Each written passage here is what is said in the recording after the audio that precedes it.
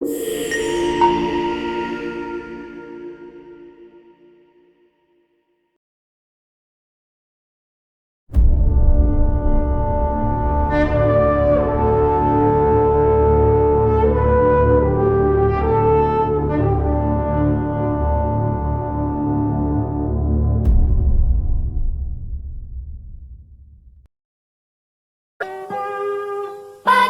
cerahku, matahari bersinar, ku gendong tas merahku di pundak.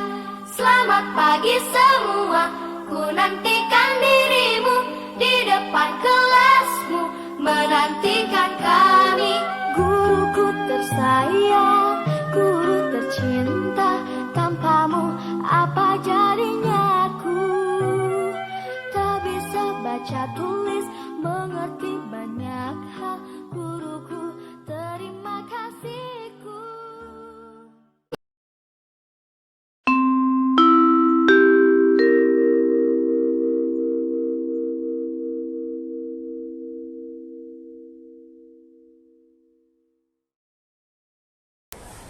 Assalamualaikum. Selamat pagi Bu Jumpa. Pagi Bu. Alhamdulillah. Ketua kelas silakan disiapkan. Bersiap berdoa.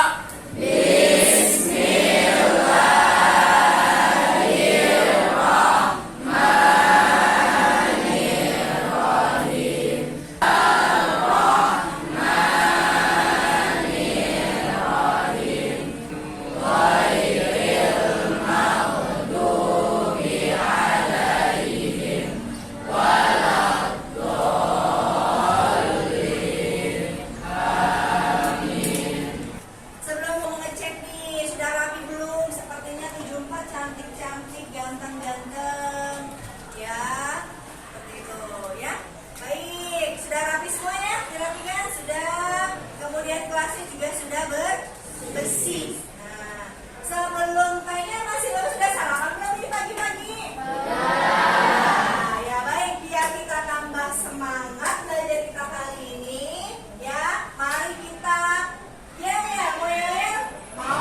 Oke, sekarang boleh berdiri semua ya. Mana pecinta Quran? Ini pecinta Quran. Yang mana? Yang ini. Di mana? Di sini. Di mana? Indonesia. Siapa? Saya. Allahu Akbar. Ya, yang penting harus semangat di pagi hari ini ya. Ini Ibu akan memberikan persepsi ya tentang materi yang sebelumnya ya, materi. Baik, untuk kali ini ya kita akan memahami kedudukan Al-Quran dalam Islam. Namun sebelumnya disiapkan dulu tadi buku paketnya dikeluarkan ya. Buku Al-Quran hadisnya dikeluarkan ya. Oke. Nah, selanjutnya ya Ibu akan tentang materi persepsi materi yang lalu, yaitu tentang mengantar mata pelajaran Al-Quran hadis, di mana Al-Quran adalah sebagai pedoman hidup yang pertama ya, yang pertama yaitu Al-Quran ya. Kalau kita tidak bisa berpegang teguh pada Al-Quran, maka akan menjadi kacau hidup kita. Jadinya kita harus bersumber pada Al-Quran dan Al-Hadis ya.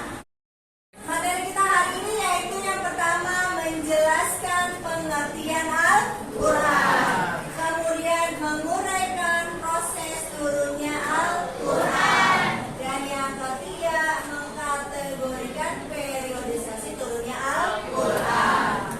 Ya, kemudian kalau kita bahas materi ini sih Bu, tujuannya apa? Apa tujuannya yang pertama? Melalui metode ceramah dan tanya jawab, siswa dapat mengumpulkan Al-Quran dengan benar. Kemudian ada diskusi juga, ya, menyajikan urutan proses turunnya Al-Quran dengan benar. Dan melalui metode presentasi, siswa dapat membandingkan periodisasi turunnya Al-Quran. Nah, ini tujuannya dan manfaatnya apa? Jadi kita bisa tahu tuh pengertian Al-Quran itu apa. Kemudian menurut bahasa dan istilah kita tahu.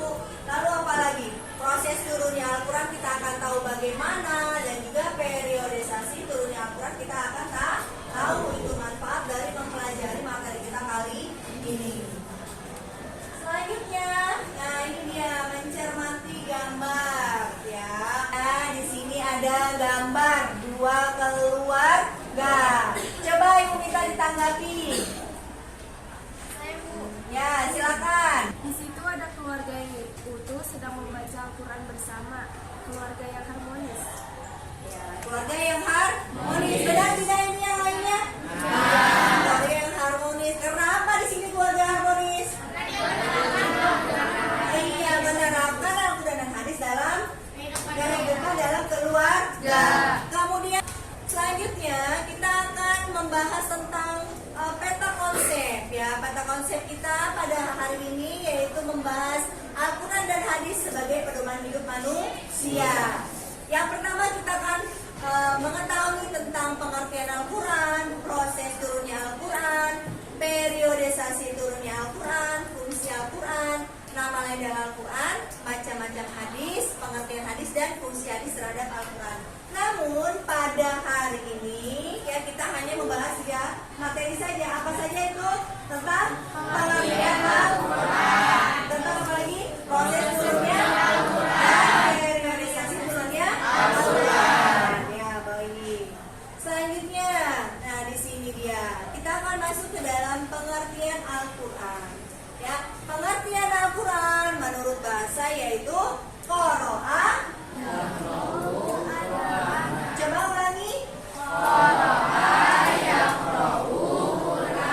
Apa itu artinya? Bacaan. Iya, bacaan ya. Bacaan atau membaca. Sekarang menurut istilah, coba dilihat di bukunya juga ada atau di sini juga boleh. Apa Al-Quran? Yaitu kalam Allah yang diturunkan dalam Nabi Muhammad melalui malaikat Jibril. ya, ditulis dalam mushaf, kemudian diriwayatkan secara mutawatir dan membacanya bernilai ibadah. Jadi kalau kita baca Quran itu bernilai ibadah walaupun hanya satu ayat. Bagian sudah membaca Al-Quran. Ya, alhamdulillah semuanya mutawatir. Kemudian apa lagi? Ada yang mau ditanyakan lagi di sini? Ada yang tanya lagi nggak? Ya silakan Kang. Oh, mukjizat. Ada yang tahu nggak mukjizat itu apa? Apa mukjizat? Kejadian yang luar biasa. Ya untuk siapa? Untuk Nabi Muhammad. Nah di sini nih proses yang namanya turunnya Al-Quran. Kapan itu turunnya Al-Quran? Ada yang tahu? Ya tanggal berapa? 17 Ramadan. Disebutnya apa itu?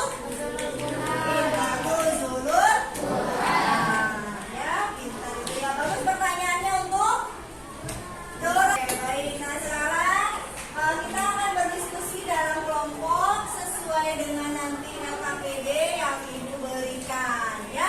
Baik, sekarang kita diskusi kelompok, dirapikan dulu, bukunya dilipat, nanti kita berdiskusi sesuai dengan kelompok-kelompoknya yang sudah dibagikan di grup WA. Ya, silakan membentuk kelompok.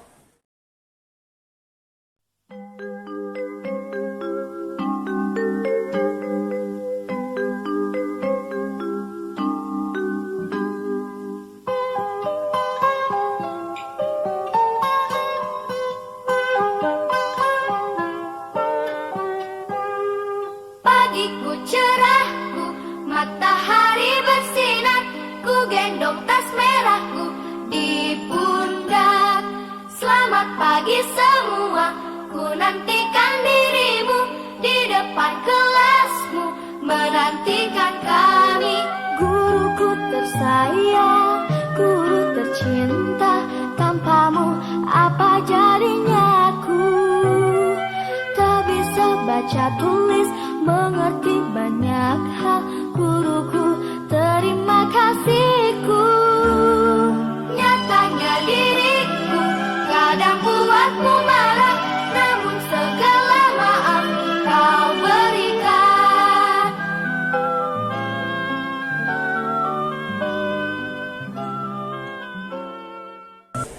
Perhatikan setelah kita berdiskusi, silakan nanti masing-masing kelompok mempresentasikan hasil yang kalian diskusikan di depan kelas. Oke, Pak. Dibacakan secara mutawatir. Selanjutnya, membaca Al-Quran dinilai sebagai ibadah. Kedua, Mengapa Allah turunkan Quran secara berangsur-angsur?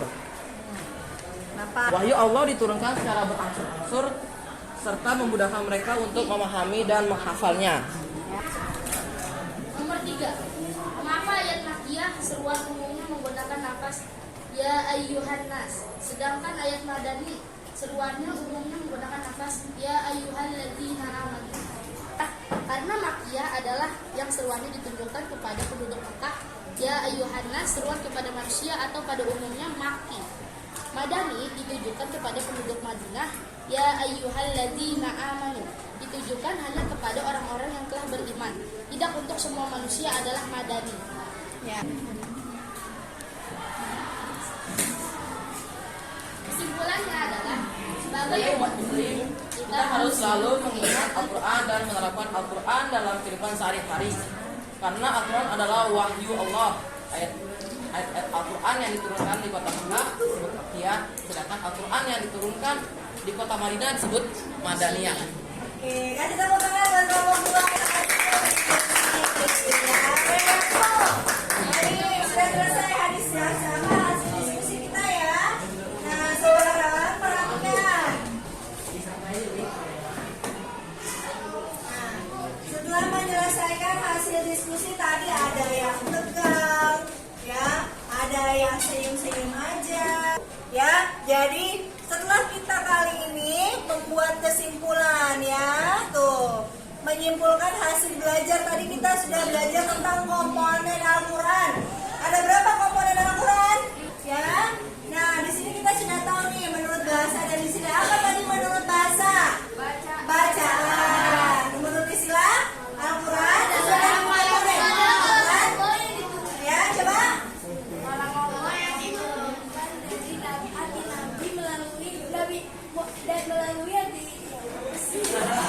Allah diturunkan dan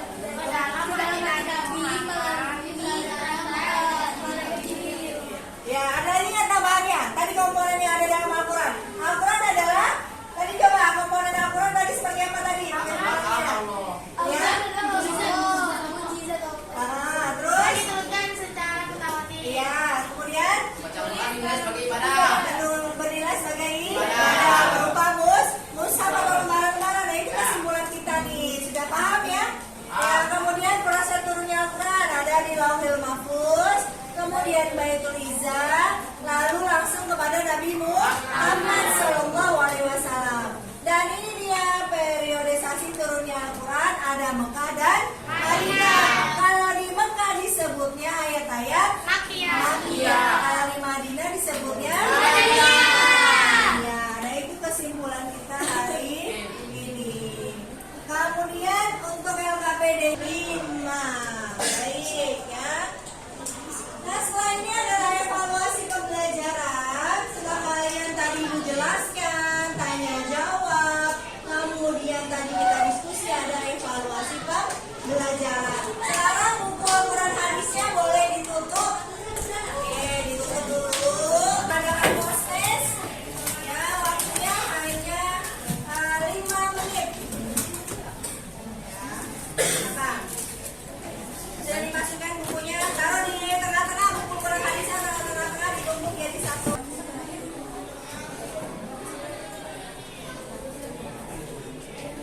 Ada yang sudah selesai? Nah, kelompok 2 hebat nih. Sudah mulai pertama tadi diskusi, kemudian apa namanya juga untuk postesnya sudah.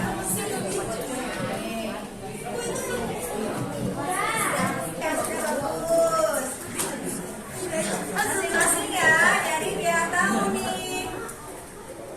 Tadi kita belajar dari awal hingga akhir nih, materi dengan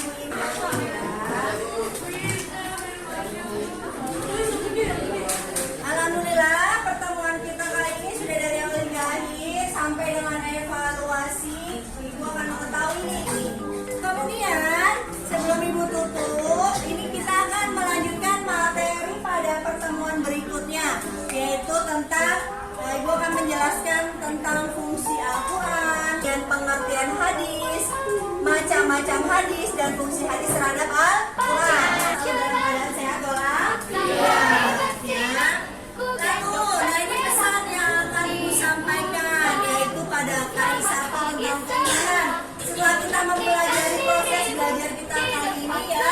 Ya kita diharapkan apa? Didapatkan